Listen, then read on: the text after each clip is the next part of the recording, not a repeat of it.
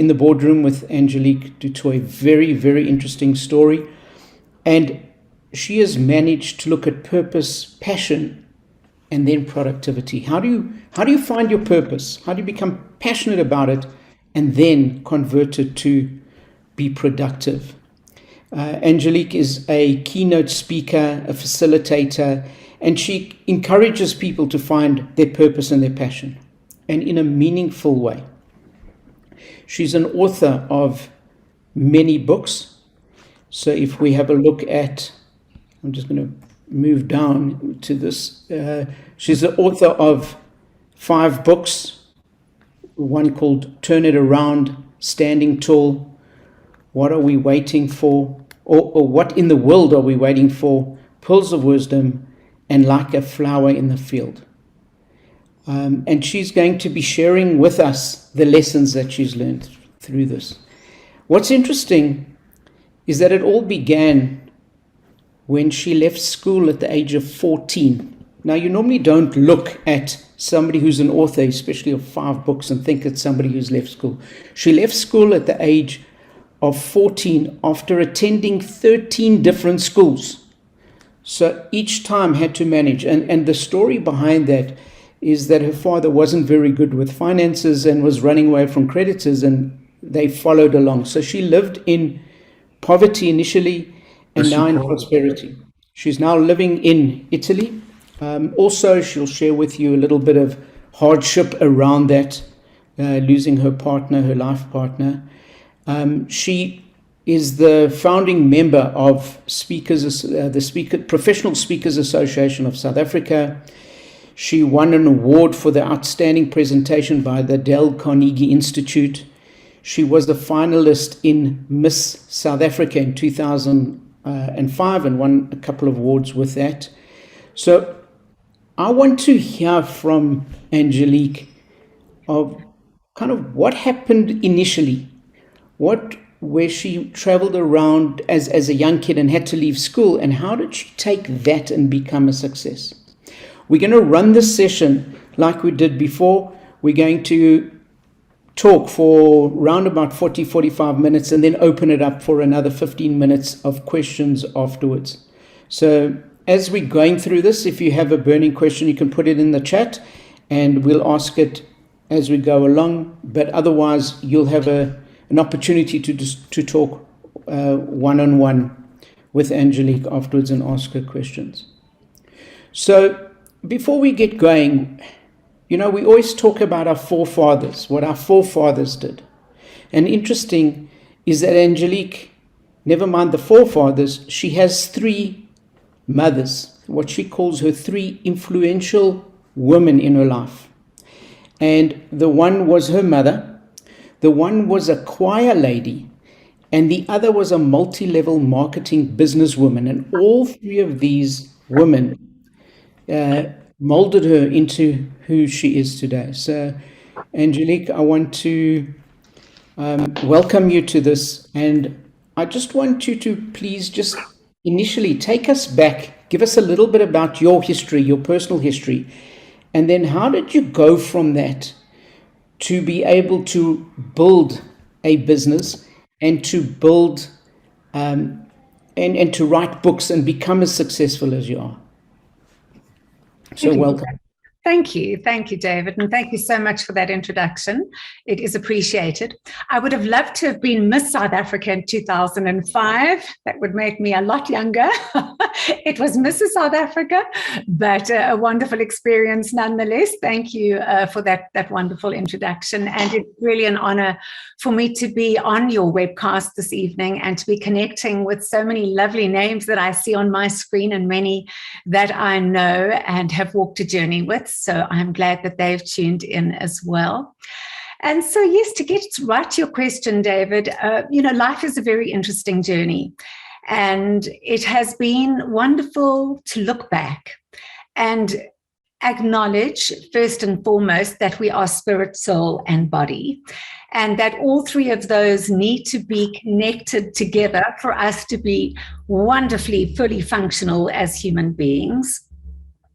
And when I look back at my start in life, as you so beautifully put it, the three very influential women in my life, I sit here today because I had a mother that went through a very difficult life, but taught me foundational lessons that to this day, they still remain my gems in my life.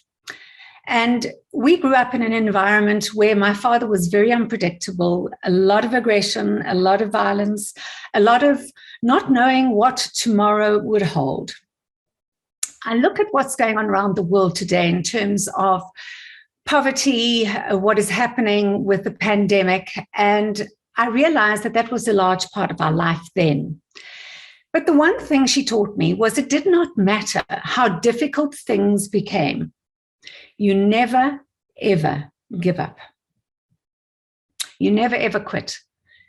It doesn't matter what the challenges are. You never compromise yourself for anybody, and you never lose your hope. And that is why today I am absolutely passionate about inspiring people with hope through authentic speaking and writing. And so in this journey of going from school to school, I think we lived in just about every town in South Africa until the age of 14, where my father said to me, you can no longer go back to school. You need to go and find work to contribute to this household. Excuse me. So I knew that his word was law. And I found a little local community newspaper, and inside there was a 2-liner advertisement, and it said, apprentice hairdresser required, no experience necessary, immediate start. And I thought, well, I've got to get this job because I cannot come home and say I have no work. And by the grace of God, I got that job. I watched how the apprentices around me worked, and I thought, well, if you're going to work that hard, I'm going to work that much harder. Because what I've discovered in life is that the need drives the solution. And so the need in my life was so great, therefore I was forced to find a better solution. And so I did work very hard. And I think that's where the work ethic of giving it everything that you got started. And so that lasted for 2 years until one day the hairdressing union visited the hair salon. And of course, I was not who I said I was, because I told them I was older than I was. And of course, I was underage. And so life gave me another message. It doesn't matter how hard you try, it's not going to work. And so I was dismissed. And so from there, without going into too much detail, just because of time, my life went in a downward spiral. I looked in the wrong places for the wrong things. I looked in the wrong areas at the wrong people to give me the solution I was looking for in life. And it so happened that at the age of 21, I was somewhere between merely existing and contemplating death. Until the second woman appeared in my life, and I met her at a church. Never seen her in my life before. She came on in the choir, and somehow her eyes connected with mine, and it was as if she was looking into the mirror of my soul. And at the end of that service, I got up thinking, if nothing changes today, I'm not sure I'm going to be alive tomorrow. And as I walked out to that door, who should be standing there but that woman? And she took my hand and she said, you don't know me, but my name is Jenny Ward. And if there is anything that I can do to help you, here is my number. That was the day that my life changed. That was the day that I understood that there was a God that loved me, that there was a God that saw me. And that was the day that new life came into my life. And I'm eternally grateful to that woman. But she taught me some profound life lessons. And the life lesson she taught me was that much of the emotion that we go through is not just emotion, but it's often based on what is taking place on the inside of us. And what was taking place on the inside of me was deep anger, lots of unforgiveness, probably oceans of bitterness. And what was it doing? It was making me sick.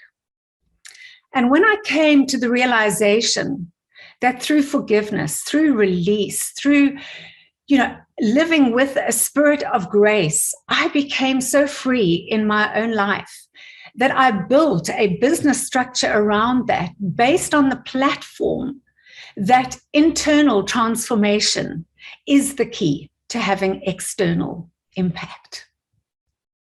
And so it was a journey from there. I'm not going to say that everything changed overnight. I had some serious work to do.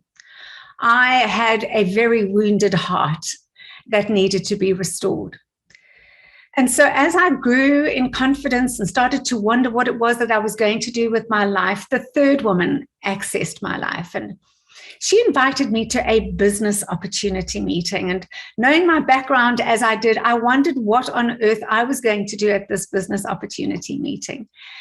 And I tried to explain myself to her, and she said to me that you're exactly the kind of person we're looking for. We're looking for somebody who has drive, who wants to be successful, who has a need to succeed. Well, of course, that was me. And so I was taken to a multi-level marketing presentation, and I walked in there and I was surrounded by enthusiasm and people that were successful and beautifully groomed women. And I looked at this in awe and thought, could this ever be me one day? And we sat at these beautifully decorated round tables and everybody was handing out their business cards. And for me, it was like another world. But I had a dream that was deposited in my heart that day. And as I listened to the woman giving the presentation, I thought, if she can do it, I can do it. And so that, at a very young age, was my introduction to the world of direct selling. And direct selling meant that I could start to create my own home-based business. I didn't need to be educated because I wasn't. I didn't need to be wildly intelligent because I didn't consider myself any of those things. I just needed the ability to succeed. And little did I know, and this is the message that I really want to put across today, is don't despise the day of small beginnings. Because that one decision to put fear in my back pocket, because that drove my life, fear, was to really confront that spirit of fear and say, I'm going to overcome this. I'm going to find my courage and I'm going to push through and take this opportunity. Because the truth is, opportunity is with us every single day. It is not circumstance dependent. It is self-dependent. And little did I know that those days of small beginnings, making a little sale here and a little sale there and starting to learn the business, would one day eventuate into becoming a direct selling business owner. And more important than that, that's just a part of it. It's the number of people that one life can touch that makes a difference in somebody else's life. That is the true success for me. So, often you've written 5 different books, and I keep thinking back to Stephen Covey wrote a book called The 7 Habits of Highly Effective People. And then it was a massive success. And then he wrote a book called The 8th Habit. So it's almost like we thought he gave everything he knew, but then he found another habit that we didn't know. And first of all, your story with writing 5 books, is it a case that you wrote what you thought you wanted to give, but then there was just more and more to give? And second of all, could you take us through what's the key lesson from each of those books? What's the key focus? What are you trying to teach us from each of those books? Thank you, David. Communication was something that I felt was inborn in me, and that's a lot about what I speak of, is that we all have gifts, talents, and abilities that are entwined in our DNA. The problem with life is that life often buries those gifts and those talents and those abilities. So I remember as a very young girl, one of the ways that I tried to deal with the pain in my heart was to write. And I believe that again was seed in the soil for the writing that I was going to do in the years ahead. When I went through that traumatic experience at 21, this beautiful mentor in my life, and we're still the closest of friends, she taught me the power of keeping a daily journal. And so I started to journal about my life. And as I progressed through my career and started to see some amazing things develop, I realized that in my 20 years of journaling, I had some books in me. And so I started to, I'm a great believer in a vision board, because what you see is what you get, but you first have to be able to see it on the inside of you before you can see it manifest on the outside.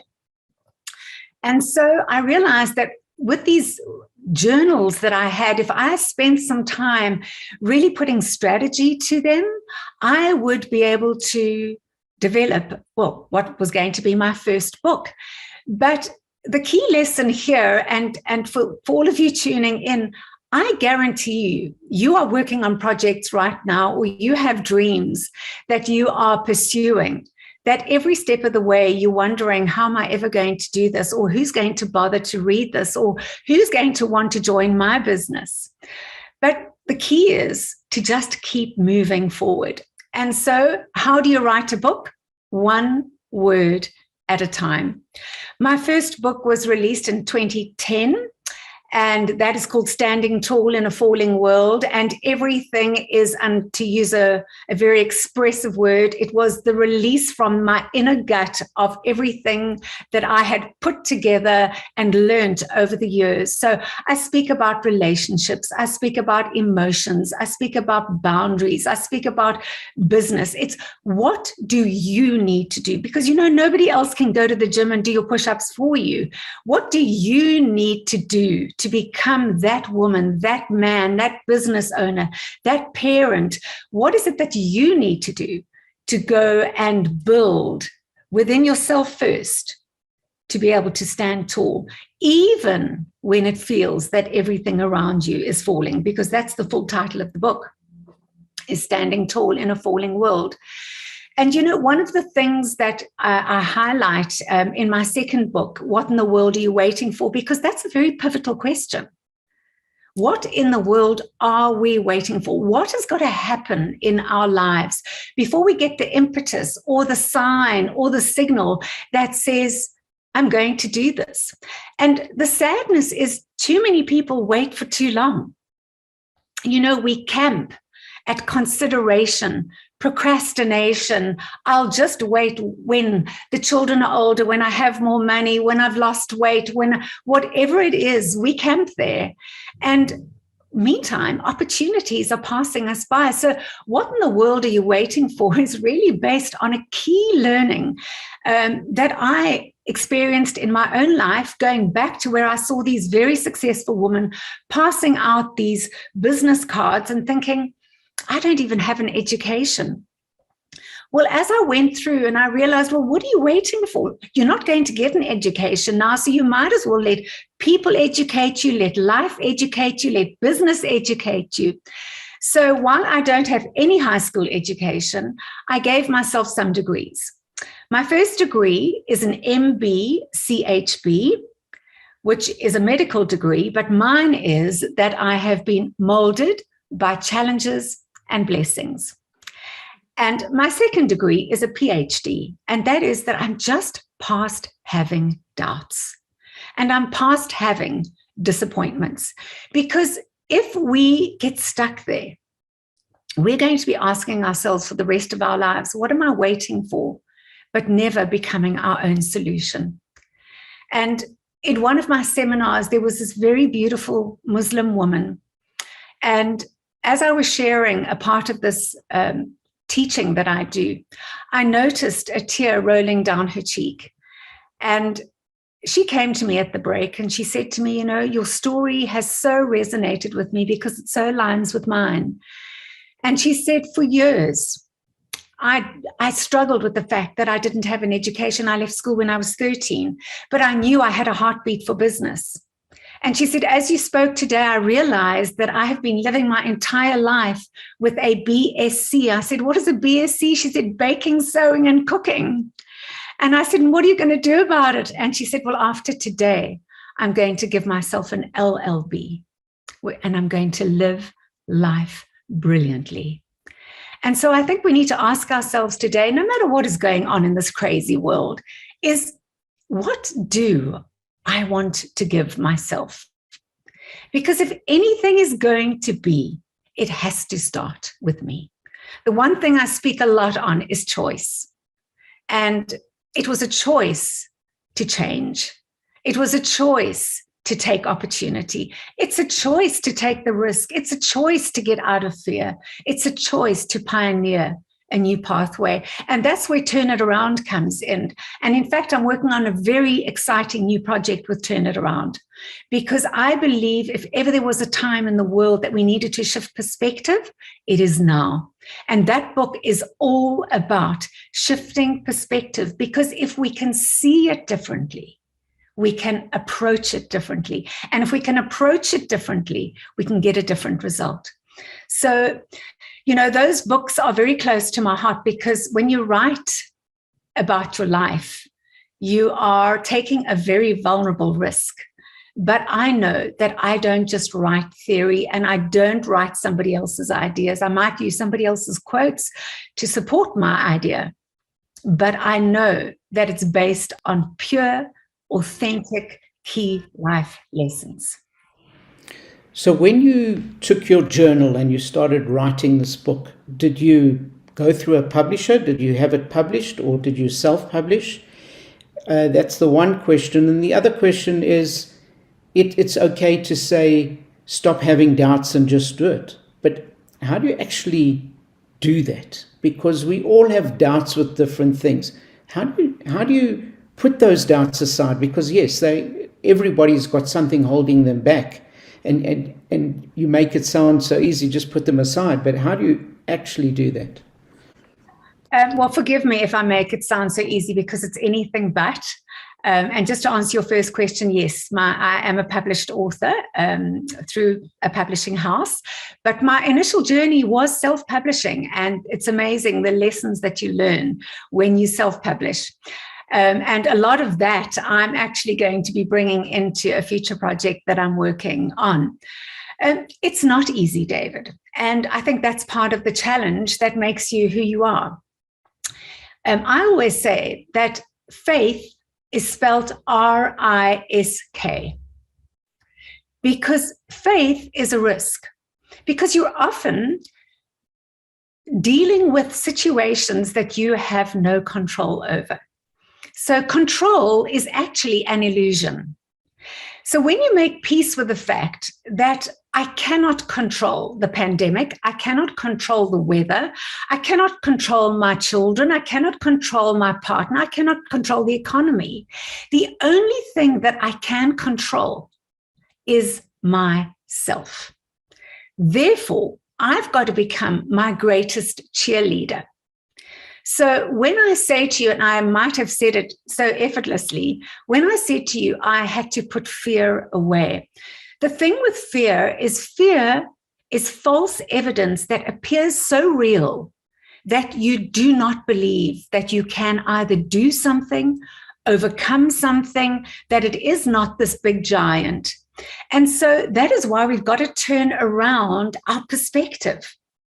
So for me, the first thing is conquering the doubt in the way that I think. If anything is going to change, it's got to change first in our thought life. If it doesn't change in your thought life, you're going to keep doing what you've always done. And then people get frustrated, and frustration is a sign that change is needed. So frustration and doubt are actually your friends, because they are the clues that give you the cue that something needs to shift, that something needs to change. So we often fight doubt and fight fear. And what we're doing actually is misplacing our energy. So I look at the amount of energy that I have in 24 hours a day, and I am daily confronted with fear, with doubt, with issues, with challenges. But I take time, because remember, between the stimulus and the response, there is the freedom to choose. So I look at the stimulus. I look at what the outcome is that I want, and I say to myself, what are you going to do in having this freedom to choose? One statement that I have that I built my speaking career on is this: you win or you lose by the way that you choose. It is that simple. Simple in words, not always simple in practice. But if we don't do it, if we don't realize that choice resides with us, nothing is ever going to change. And it's important for us to remember that three things surround us all the time: time, opportunity, and choice. And those three things, within a 24-hour period, you can absolutely examine and control. Because you can't control time, but you can control yourself within the framework of time. You can always make more money, but you can never make more time. So you've got to look at your life and say, number one, I am enough. Number two, if it is going to be, it's up to me. And number three, what is it that I want? Which is why I'm so strong on internal transformation is the key to having external impact. So saying if it's to be, it's up to me, but a lot of people don't know what they want that to be. They don't know what, as you say, your purpose is. So how do you, it's one thing putting your doubt aside where you know where you want to go, but for those who are not sure where they want to go, if they're not sure what their purpose in life is, or with a particular project or anything, how have you got an exercise or have you got a method for somebody to go and find out what their purpose is so that they can follow it, as you say, passionately? I think the first thing we need to do is we need to discover our inborn gifts. You know, the reason we're not all surgeons or pilots or firefighters is because everyone is equipped differently. And it's about wanting to take an exploratory journey inward to say, what am I good at? Now, I realized at a young age that communication came naturally for me. I've got another story to that to tell you how I had to overcome a fear by being in a high school play where I could not remember my lines. And I got into such stage terror that I made a vow within myself that I would never speak in front of an audience ever again in my life. Well, you can imagine that level of fear that you have to overcome. But again, it's about going inward. What are you good at? What is it that you love to do? I can give you chapter and verse and stories of so many people who have left their daily jobs to go and pursue what they are passionate about because they have connected with that inner gift, that inner purpose. And I've said it already, and I'm going to say it again. It's not about the fact that you build a successful business that makes that my purpose. That's not my purpose. That's a reward. That's the benefit. My purpose is touching people's hearts and minds. And that's the purpose I discovered. And at the same time, David, it's not about being, it's not rocket science. Sometimes somebody's purpose can be a simple gift of serving. Have you been to somebody's home when they have a gift of hospitality and you feel like royalty? Because they are functioning in their passion. They're functioning in their purpose. They're connecting with that inner part of them that comes alive when they do what it is that they love to do. And so that's the question we've got to ask ourselves is, what brings me alive? What is it that lights my fire? What is it that comes naturally to me? There are so many people that are so gifted but have just not taken the time to recognize it as an inborn gift or to attach passion to it or even to allow it to become an area of productivity. There are many people who are looking for opportunities today, and I want to tell you the pandemic has caused chaos. But on the upside, The pandemic has opened up the world to opportunities, to new thinking, to new ways of positioning oneself, of becoming creative, of witty inventions. Why? Because the need is driving the solution. So if we would just take the time, I call it self-care, and self-care could be many things, but if we would just take the time to care enough about ourselves to say, you know what really does make me tick? What is it that really lights my fire, that gets me up in the morning? Because if you don't know your why, you're going to merely exist. And believe me, I have existed and I have lived in abundance. And existence, nobody will ever convince me that is what life is made for. We are meant to be alive all of the days of our lives. And yes, it's going to take a lot of self-panel beating and a lot of risk-taking, but I can tell you it's worth the price. And I've seen that when you build that level of resilience within yourself, I've seen it through loss, I've seen it through lockdown, I've seen it through many life experiences, that when you build an inner foundation and you get in touch with who you are, spirit, soul, and body, your life can look very different to what you believe it can right now. So the simple theory, as you said, do I have some practical tips? Start with where you are and start with what you've got. But first and foremost, appreciate, love, and care for yourself first, because you cannot give what you do not have. Fantastic. Talking about giving when you've got something, I know you've got a story about the little Russian doll, the babushka, that you kind of open up and there's another one inside. Do you want to share that story with us? Yes, I was in St. Petersburg in Russia, and babushka dolls, and in Russian the word is a matryoshka, which actually means a grandmother.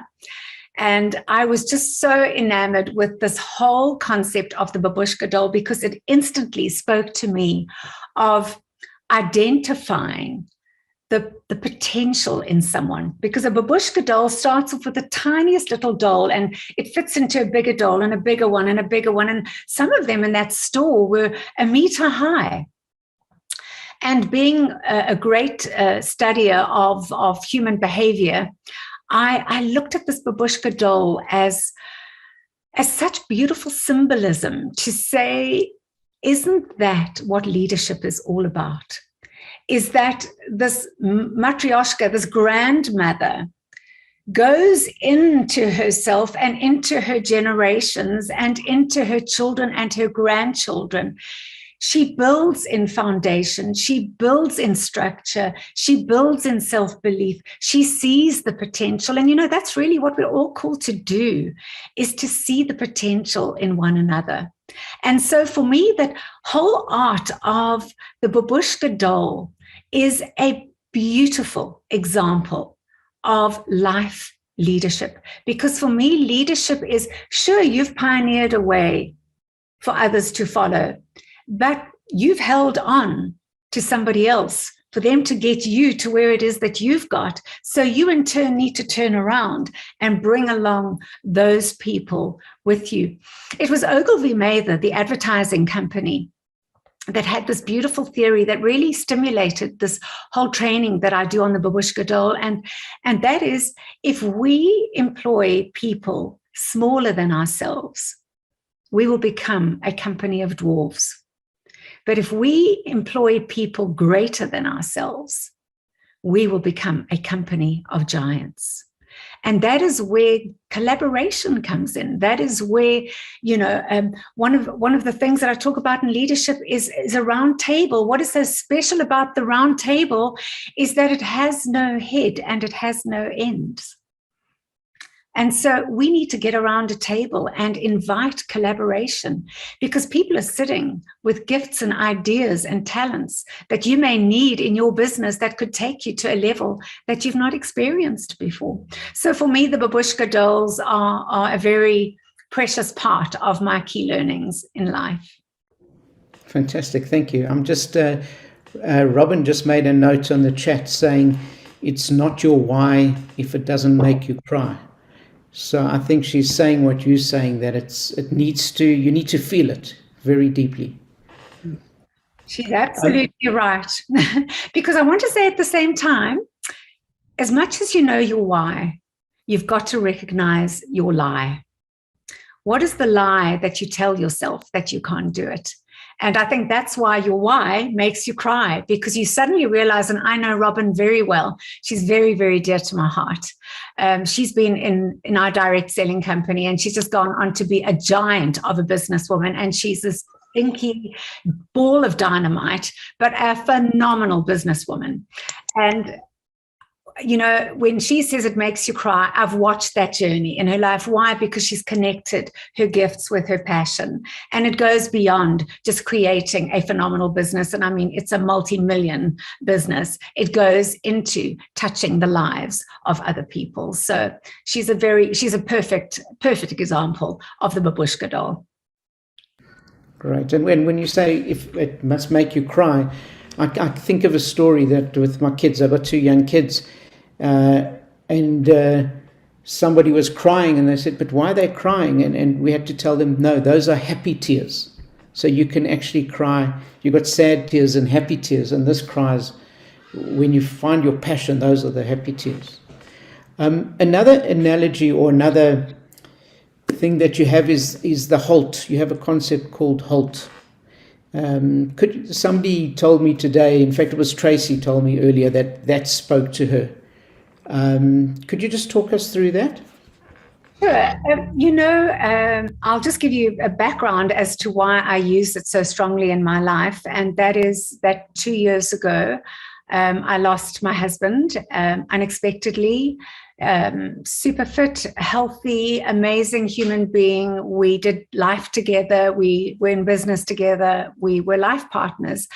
And there was absolutely no sign that anything was wrong. And on the 31st of December, went out for a morning run. And by that afternoon, he had passed away. And so I came to Italy to register his death. And I was to be here for 6 weeks. And then, of course, COVID hit. And as you would remember, Italy was pounded with COVID. And so 6 weeks turned into 10 months of almost total isolation. And I went through some very deep valleys and some very deep spaces. And it was then that I had to say to myself, are you going to practice what you preach? Are you going to put into play everything that you have ever spoken about, ever written about, ever stood on stages and motivated audiences? Now you find yourself here. How do you apply it to your own life? And so I had to pull myself up by my bootstraps, and I guess have reinforced for me again that control is an illusion, that you cannot even keep your own breath in your lungs, and that every single day is a gift, and that we need to appreciate every breath that we take, every moment that we have. And then I realized, as I was starting to get comfortable with hibernating, that I was perhaps not going to reemerge. I might just stay in the mountains of Italy and live a very quiet life. And then I had so many reasons why not to. But as I made the decision to reemerge, I started to realize that in lockdown, I had developed some patterns that needed to be challenged. And that's why I say, if you want to do something, you can. So the HALT acronym is, I realized that my emotions had gone into a well. I realized that my sparkly joy that I live with usually was a bit dampened, and that I was wondering what the future was going to look like. And so my little challenge to myself was, if I had a bad reaction, because remember, we can always react or respond. But if I would have a bad reaction to something, I would ask myself, on the H. Am I hungry? So be careful what you do when you're hungry. It might give you a result that you don't want. Am I angry? Because anger is one letter short of danger. Now, that's not to say that we don't have reasons to have legitimate anger, but anger can take you down a rabbit hole that you may not want to be in. And that was a key learning for me. Am I lonely? And I can tell you, for months in lockdown, being in this home, not being able to leave, you go through enormous bouts of loneliness and aloneness. And when you've had a very close relationship with your life partner, it's extremely difficult to make those adjustments in your life. And then the T is, am I tired? Because I find tiredness and me makes me very vulnerable. And so that acronym is something I will carry with me for the rest of my life, because they are markers along the way that say to us, just be cautious before you respond. Because, you know, words are a creative force. We can speak them over ourselves and we can speak them to other people. But once we have spoken them, it is very difficult to retract them. So before I react, I go through my HALT. And so I hope that's meaningful to your listeners. Fantastic. So let me ask you a question where you go through all of these things. You deal with the anger and the loneliness and the tiredness. You say you need to learn how to react from whence the stimulus to your reaction. Do you ever, or do you fear anything? And if you do, are you happy to share what some of those fears are, and how do you handle it? How do you cope with those fears, given especially that you seem to be the guru who should be able to handle it all, and often it makes it more difficult that you're now seen as the person who has to be perfect? I am smiling. You know what they say about speakers? Speakers are probably the most introvert people you'll ever meet. So do I have fears? Of course I have fears. I grew up living in fear. Fear has been my greatest enemy all my life. I didn't often live in fear. I lived as a child often in terror. So I know that fear can be a very real entity. I also know that fear left unchecked in a person's life can create a lot of psychological problems, a lot of which I needed to be released and freed from. And I thank God for that. I'm a living miracle, to be quite honest. I'm sitting here a miracle. Because if you knew the half of what caused me to fear back then, I know a lot of people in our world are going through it, and that takes a great deal of compassion in my heart, because I know what that feels like. So what do I fear today? I fear at times that we have a wrong perspective in the world, in that we are often believing that things are going to change all by themselves, where my message is, if all of us could just reach one person every day in a different way, we would have touched 365 people in a year. I fear that there is too much anger in the world and not enough kindness, gentleness, and compassion. And what fear do I attach to that is, one day my grandchildren are going to have to live through that. And so the fears might not be overt. I don't certainly have the level of fear that I had with the circumstances that I grew up in. But I've learned to identify fear, and I've learned to identify my fear triggers. And so again, I'm able to step back. Why? Because between the stimulus and the response, there's the freedom to take time out, to step back and say, why am I viewing it this way? Which goes back to turn it around. How am I viewing this thing? And whilst I can't change the world, I can at least try and change one person's life. And so fear is what you make it. It can become a great big giant in your life, or you can shift your perspective and say, how can I view this thing differently? And if it's a fear that doesn't leave, then I would suggest that you go and get counsel. Those were the 3 women in my life that helped me navigate that journey through thinking differently. Because if it doesn't change within me, it's not going to change externally. Wow, it's so interesting what you say, because within Judaism, there's a saying that if you save one person, it's as if you've saved the whole world. And this is exactly what you're saying. Which ties into, the hand that rocks the cradle rules the world. We don't realize how influential we are. We don't realize how powerful we are as parents. We don't realize how deeply we impact other people's lives.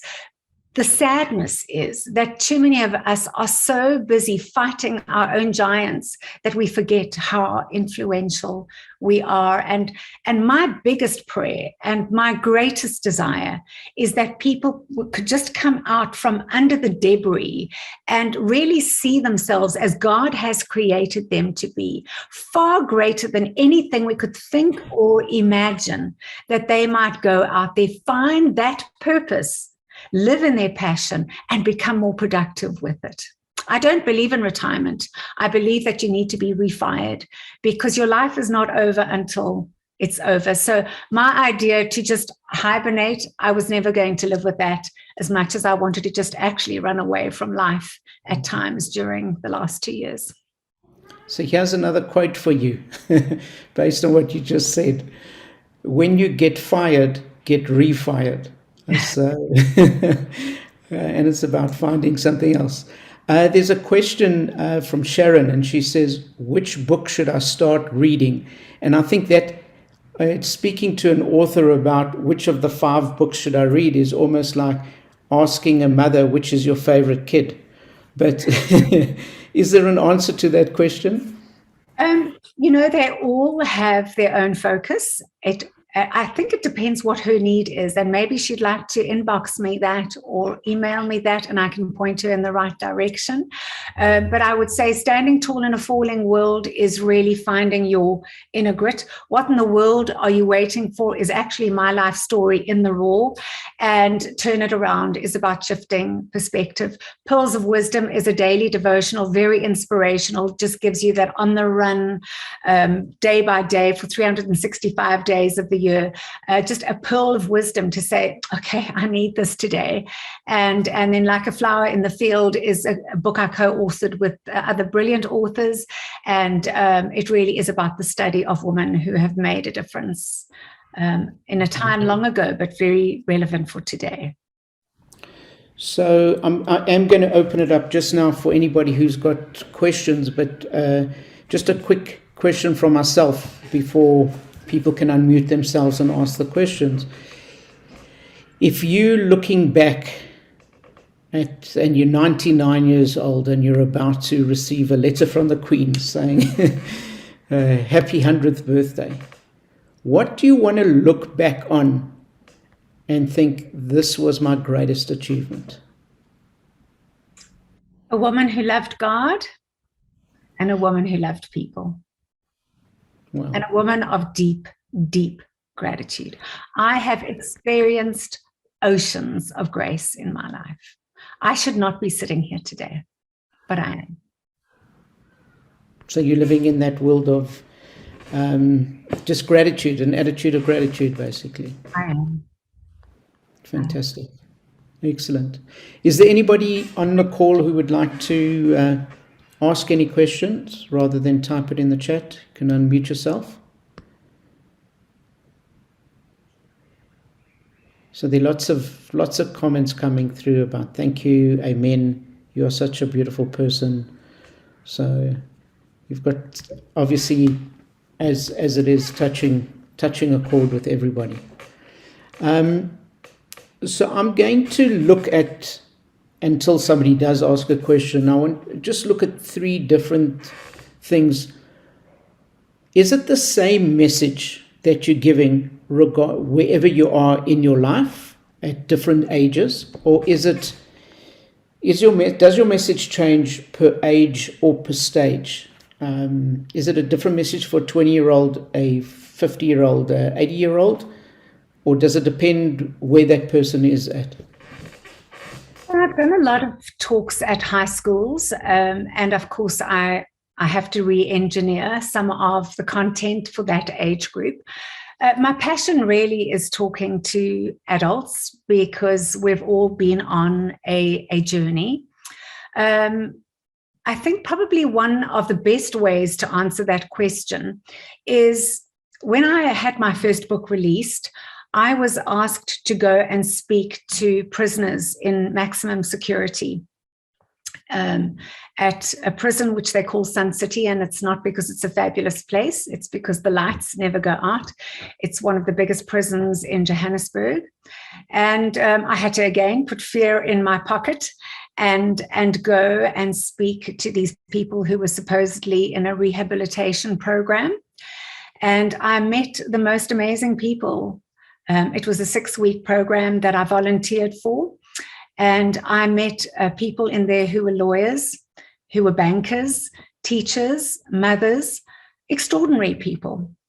And what I realized in terms of giving a message, I cannot speak about business to people who are sitting in prison who feel they have no hope. The only message I can go with is hope. But when I left the prison one day, I realized something quite profound. And I realized that I couldn't leave the prison, even though I was 5 levels down in the most awful surroundings you've ever seen. I realized I couldn't leave that prison unless I was led out under guard, of course, and that all of the doors and gates were unlocked for me. But as I walked away, I realized that the problem with most of us in life is that we might not be physically behind bars. We have the key, but we are in prisons of our own making. So what is the message? Is it the same? The message fundamentally is the same, whether you're at school, whether you're in a prison, or whether you're highly successful in business or maybe a celebrity. But it does not disqualify you from keeping yourself in a prison. It doesn't matter what your title is. It doesn't matter how much money you have in the bank. It doesn't matter, who you are. You've got to find the life principles that work for you, that free you. And so I think one of the greatest satisfactions that I got in that intervention in prison was to give them a sense of hope, even though some of those people were never again going to see the outside world. And so it's about finding a message for yourself that says, what is it that I need to be the best me I can be, even if it is in a prison cell, even if you may be in a situation you don't want to be in right now. You don't choose to be in a situation like you are right now. But what is the key that I'm holding that can unlock the door to my future? And that is my message to this upcoming generation, my message to adults. And you know what? Sometimes even at 80, we need to learn those lessons, that we have a key that can give us a brighter future. Well, thank you. There's a question that Bev has in the chat. She says, in the negative world that we live in, what is the best way to connect with people that are like-minded? And she says globally. Well, I do believe that's where technology has given us such a wonderful opportunity to connect. But at the same time, you need to be really discerning, because there is a lot of stuff out there that, time is precious. You don't want to associate with. And, Bev, I don't know you, but I'm saying that perhaps maybe this is part of your purpose. And it's part of what it is that you should be doing, is starting a group to connect like-minded people with you.